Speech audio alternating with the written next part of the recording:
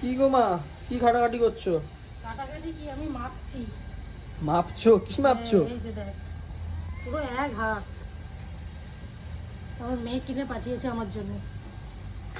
এই যে বিশাল 1 কেজি ওজনের একটা বড় ইলিশ।